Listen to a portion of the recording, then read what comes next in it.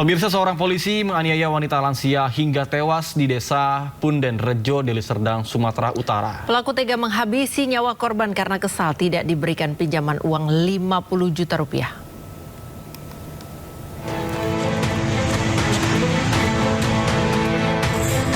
Seorang oknum polisi anggota Sabhara Polresta Deli Serdang membunuh wanita lansia berusia 69 tahun di desa Punden Rejo, Deli Serdang, Sumatera Utara.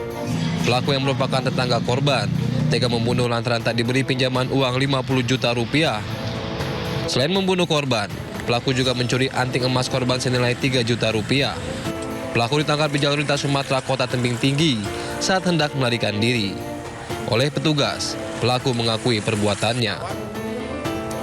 Si pelaku ini ingin meminjam uang korban sekitar sebesar 50 juta.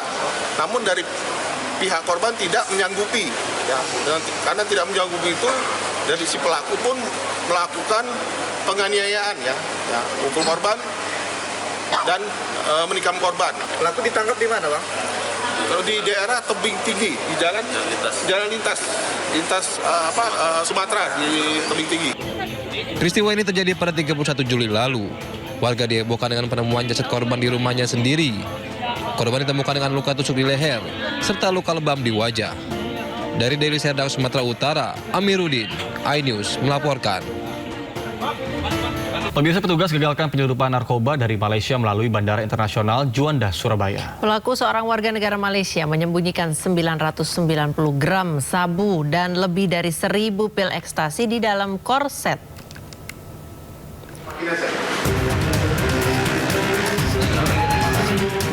Seorang warga negara Malaysia penumpang pesawat rute Kuala Lumpur, Surabaya harus berurusan dengan Satgas Pengamanan Bandara Juanda karena kedapatan membawa narkoba jenis sabu dan pil ekstasi. WNA tersebut ditangkap di terminal kedatangan internasional Bandara Juanda, Surabaya. Untuk mengelabui petugas, pelaku menyelipkan barang haram tersebut di balik korset yang dililitkan ke tubuhnya. Petugas menyita 4 bungkus sabu seberat 990 gram dan 1089 butir pil ekstasi yang dibungkus dalam 4 plastik senilai 2,79 miliar rupiah. Pelaku mengaku nekat menjadi kurir narkoba jaringan internasional dari Malaysia ke Indonesia karena butuh uang untuk bayar utang pribadinya. Ini dibawa oleh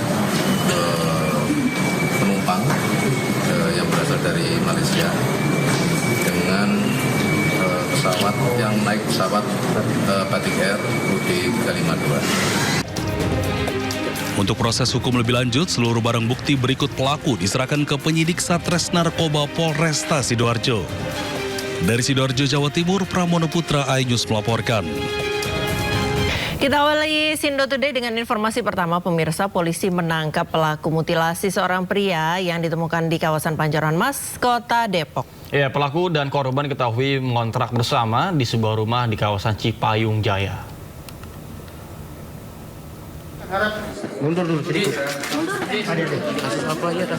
Petugas kepolisian menggelar olah TKP di rumah kontrakan tempat pembunuhan dan mutilasi seorang pria di kawasan Cipayung Jaya, Kota Depok. Olah TKP dilakukan untuk mencari bukti tambahan usai pelaku ditangkap. Menurut warga sekitar, pelaku dan korban mulai mengontrak di lokasi ini sejak beberapa bulan terakhir. Korban dan pelaku sering terlihat bersama, namun jarang bersosialisasi dengan warga. Ramadan, kemutan kegiatan Ramadan itu sekitar 6-7 bulan yang lalu. Itu saya ketemu sama si korban dan ketemu sama si yang bunuh. Saya lagi keliling, terus kebetulan rumahnya terbuka. Saya tanya, Mas kontrak di sini? Iya Pak, Bapak RT ya? Iya. Dan tadi juga mungkin mas-mas semua, Mbak sudah tahu dari keterangan Pak Sunardi, warga saya, yang memang lebih berdekatan dan memang orangnya agak tertutup ya. Sebelumnya jasad korban ditemukan di tengah tanah lapang di kawasan Pancoran Mas. Jasad korban ditemukan dalam kondisi tangan terikat dan kedua kakinya hilang. Warga tak menduga karung yang sudah berhari-hari berada di lokasi ini berisi potongan tubuh korban. Hingga kini, polisi masih menyelidiki motif pelaku dan mencari potongan tubuh korban lainnya. Dari Depok, Jawa Barat, Iyung Rizky, iNews melaporkan. Pemirsa, usai ditangkap, pelaku mutilasi mengaku sengaja memotong tubuh korban untuk memudahkan membuang jasad korban. Ya, korban juga mengaku melakukan aksinya seorang diri.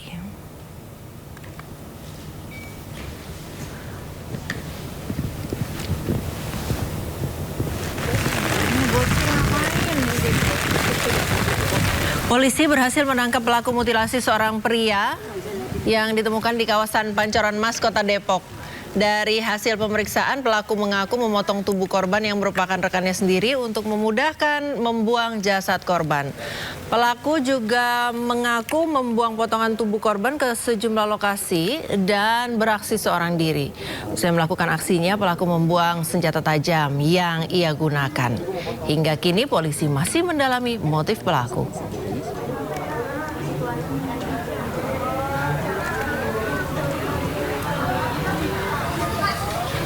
Yang kamu potong itu? Karena susah bawanya bang, di situ kan ramai orang dan perumahan juga. TKP-nya di mana sih? Oh, bantai dia di mana? Hotel kah? Kosan kah? Di mana? Kontrakanku. Di kontrakanmu di mana? Kontrakanku di Cipayung. Cipayung. apa? Blimbing. Jalan Blimbing. Jalan Blimbing. Terus? Nah, terus saya tanya, kamu mutilasinya gimana ceritanya? Pakai apa? Pakai pisau yang saya gunain buat nusuk dia juga. Bang. Pisaunya mana? Pisaunya dari mana? Dari dapur kan saya. Pisaunya mana? Pisaunya di mana? Tak buang gitu. Dibuang di mana? Dibuang di mana? Kalau itunya dibuang sama baju-bajunya bang. Iya, di mana? Daerah apa sih Depok tuh Pitara yang Kali Licin. kurang tahu nama daerahnya bang. Tapi Pitara. nanti saya tunjuk. Tapi masih ingat ya? Dibuangnya di bagian mana? Pokoknya deket pom arah. Iya, maksudnya di lapangan kah? Di apa? Jalan raya tapi tong sampah itu ada. Lo tahu masih hafal kan? Apal ya. Oh, unjukin semua. Potongannya juga. Oh, unjukin itu potongannya. Ya. Ya. bunuh dia sama siapa aja? Sendiri aku. Informasi lainnya pemirsa, setelah hampir 3 pekan penyelidikan, Polres Siak akhirnya mengungkap penyebab kematian dokter PPDS anestesi Alex Kristoloris yang ditemukan meninggal di Semak Belukar, samping pagar RSUD Tengku Raffian Siak. Selain beban pendidikan, terungkap korban diduga mengalami tekanan psikologis akibat terjerat pinjaman online.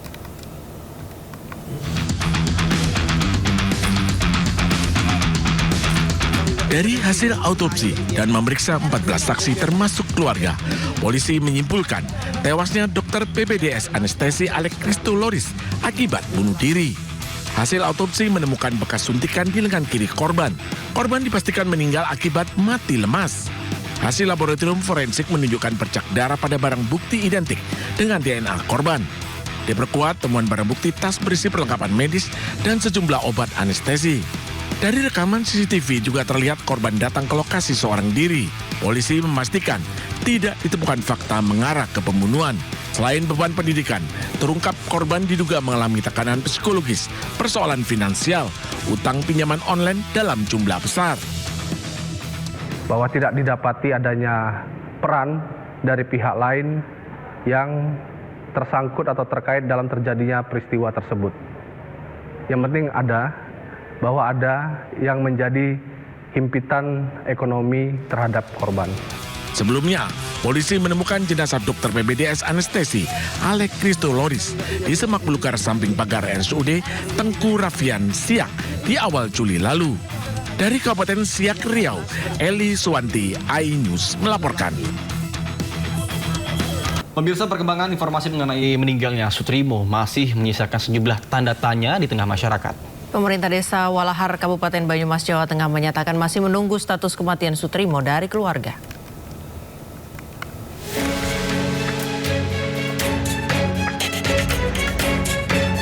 Kepala Desa Walahar Narsim mengatakan Sutrimo merupakan warga Desa Walahar, namun selama bertahun-tahun Sutrimo diketahui lebih banyak berada di luar daerah karena bekerja di lingkungan Jampitsus.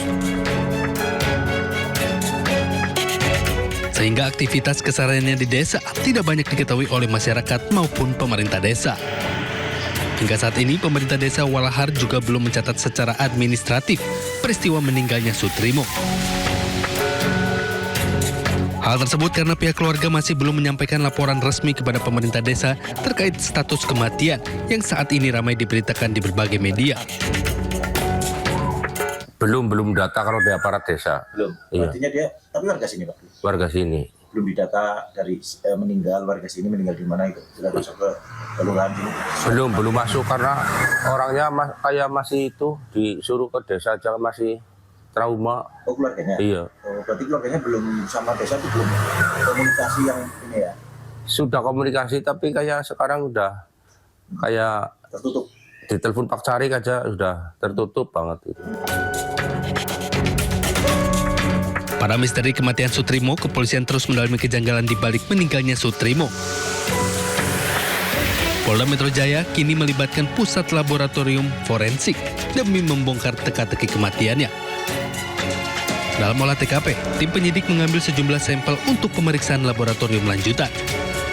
Selain mengandalkan pembuktian ilmiah melalui puslap 4, penyidik juga mulai memanggil pihak-pihak terkait untuk dimintai keterangan. Tim Liputan iNews melaporkan. Terima kasih Anda masih bersama kami di Sindot Today. Pemirsa, 2 orang pendaki gunung piramid di Kabupaten Bondowoso yang sempat dikabarkan hilang ditemukan dalam kondisi meninggal dunia. Evakuasi keduanya pun berlangsung hingga malam hari.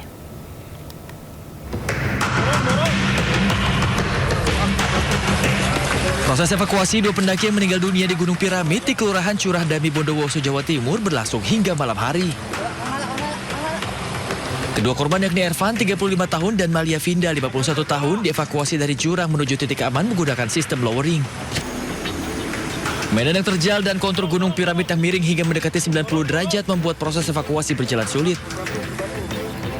Setelah berhasil dievakuasi, tim forensik Rumah Sakit Bayangkara pun langsung melakukan identifikasi terhadap kedua korban untuk kemudian langsung diserahkan kepada keluarga korban. Yang menjadi tantangan untuk tim SAR gabungan adalah medannya yang cukup curam. Kita ketahui bersama bagaimana kontur dan karakteristik gunung piramid yang dengan ketinggian dan kemiringan yang cukup sangat miring, hampir mendekati 90 derajat. Jadi itu menjadi tantangan kami, tapi tidak memutus kesemangatan teman-teman dari Potensi SAR untuk melakukan teknik lowering yang paling aman. Dengan teknik tersebut kita berhasil dan sukses melakukan evakuasi kedua korban. Sebelumnya diberitakan 2 pendaki yang sempat dilaporkan hilang kontak saat mendaki Gunung Piramid dan ditemukan dalam kondisi meninggal dunia pada Selasa. Kedua korban adalah Malia Vinda, 51 tahun, warga Surabaya, dan seorang pemandu lokal bernama Ervan, 35 tahun, ditemukan di jalur Panggung Naga di bawah jurang di kedalaman sekitar 60 meter. Dari Bondowoso, Jawa Timur, Rizky Amirul Ahmad, iNews melaporkan.